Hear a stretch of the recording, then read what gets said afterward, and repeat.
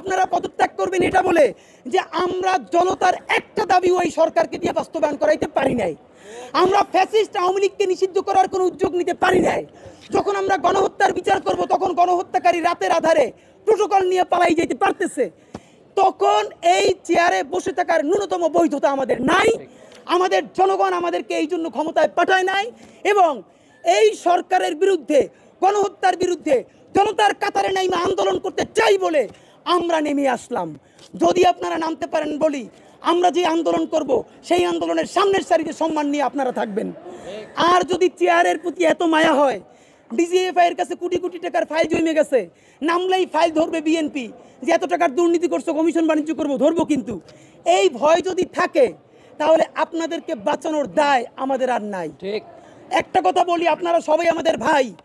জুলাইয়ের সাথে যদি গাদ্দারি করেন, আমার বাপেও আমার বাপ না, ঠিক আমার মা আমার মা না, আমার সন্তান আমার সন্তান না। ঠিক আমরা শহীদ পরিবারের সাথে ওয়াদা করেছি, কমপক্ষে 20 জন মা আমাদের মাথায় হাত রেখেছে। শহীদ আবু সাঈদের মা রেখেছে, শহীদ আব্দুল্লাহ বিন জাহিদের মা আমাদের মাথায় হাত রেখেছে। ফাহমিনের মা পরশু এসে বলেছে, বাবা যতদিন আন্দোলন করবা, 2টা ছেলে আল্লাহ দিছে, একটা শহীদ হয়েছে আর একটা তোমাদের হাতে দিয়ে দিলাম, ও সকল প্রোগ্রামে আসবে, আমিও আসব। বিচার না কইরা আল্লাহর কসম তোমরা রাস্তা থেকে ছাড়বা না। আর ছাত্র উপদেষ্টার কোনো দায় নাই, তাদেরকে পদত্যাগ করেছে ভালোবাসার জায়গায়। কারণ এই সরকারের প্রত্যেক উপদেষ্টার আমরা টেনে হিচড়ে নামাবো। যেহেতু নামাবো, তখন আমাদের হাতটা যেন আমাদের এই ছাত্র উপদেষ্টার গায়ে তুলতে না হয়, এই জন্য আমাদের ভাইদেরকে আমরা আগে ডেকে নামাচ্ছি।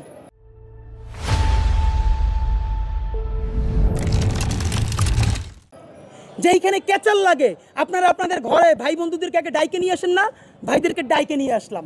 আর জুলাই গণহত্যার বিচারকে আন্তর্জাতিক মানে বিচার করবার জন্য আপনি বিদেশ থেকে প্রসিকিউটর লাগে, বিচারক লাগে, যেই টিম লাগে, সব আইনে বাংলাদেশ ভরে ফেলাবেন। ঠিক এই জুলাই গণহত্যার বিচার না কইরা আপনি যত ডেভেলপমেন্ট করবেন, এই কোনো ডেভেলপমেন্ট আপনারে মানুষের রেস থেকে বাঁচাইতে পারবে না। ঠিক ভাই, ব্রিজ কইরা, সেতু কইরা, মেট্রো রেল কইরা, পদ্মা সেতু কইরা দেশে যদি কেউ বাইচে যাইতে পারতো, তাহলে খুনি হাসিনার পালানো লাগতো না। ঠিক খুনি হাসিনা মানুষের রক্তের মর্যাদা দেয় নাই, খুনি হাসিনা মানুষকে বাঁচতে দেয় নাই।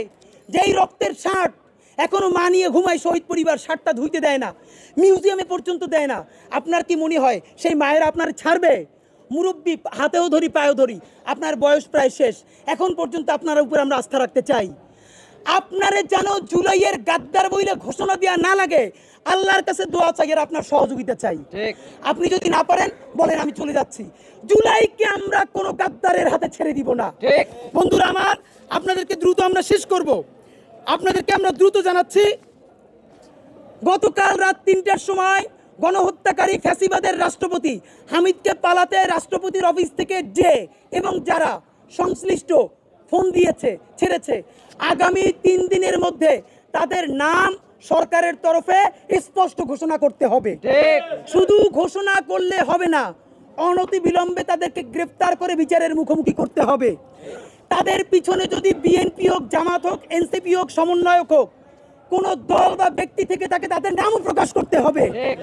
যদি আওয়ামী লীগের ইন্ডিয়ার সাথে বাংলাদেশের সেনাবাহিনী প্রধান কোনো ধরনের সেটেলমেন্টে এসে তারপরে হামিদকে বিদেশে পাঠানোর ব্যাপারে পরামর্শ দিয়ে থাকেন, সেটাও আপনাদেরকে প্রকাশ করতে হবে।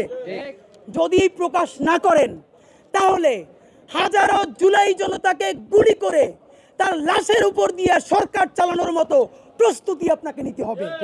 সুতরাং আপনাদেরকে আমরা জানাই, যদি আগামী 3 দিনের মধ্যে স্বরাষ্ট্র উপদেষ্টাকে দায়িত্ব নিয়ে ক্লিয়ার করতে হবে, সরকারকে তাদের বিচার করতে হবে যারা তাকে পালাতে দিয়েছে, আমাদের স্বাস্থ্য উপদেষ্টাকে আমাদের কাতারে আন্দোলনের জন্য পদত্যাগ করতে হবে। কোনো কিছু যদি না হয় তাহলে চূড়ান্তভাবে আগামী 36শে জুলাই আমরা যে সচিবালয় ঘেরাও কর্মসূচি দিয়েছি হাজারো ছাত্র জনতাকে নিয়ে, সেখান থেকে এই ইন্টারিম সরকারের আমার ভাইরও চিনি না, আমার বাপেরও চিনি না, পুরো সরকারের বিরুদ্ধে পতনের ডাক দেয়া হবে। সুতরাং সেই পতনের মুখোমুখি হওয়ার আগ পর্যন্ত হামিদকে যারা পালাতে দিয়েছে তাদেরকে আপনারা দ্রুত ধরুন, গ্রেফতার করুন। ছাত্র উপদেষ্টারা পারলে গণহত্যার বিচারের জন্য স্টেটমেন্ট দিন, আর নইলে পদত্যাগ করুন। পুরো সরকার আওয়ামী লীগের বিরুদ্ধে কি বিচার করবেন বলুন। যদি না পারেন আপনাদের সাথে দেখা হবে চাইলেই 3 দিন পরে সচিবালয় ঘেরাও দিতে পারতাম, দেই নাই, বারবার পারবো না, জান বের হয়ে যাচ্ছে। আর একদিন যাব সচিবালয়ে, সেই দিন আমরা বাড়ি ফিরবো, আর নইলে এই গাদ্দার সচিবের উপদেষ্টারা বাড়ি ফিরবে। এর মধ্যে আর কোনো যদি কিন্তু থাকবে না। সেই পর্যন্ত সবাইকে আমাদের লড়াইয়ে, আমাদের সংগ্রামে সাথে থাকার জন্য বিশেষভাবে অনুরোধ করছি।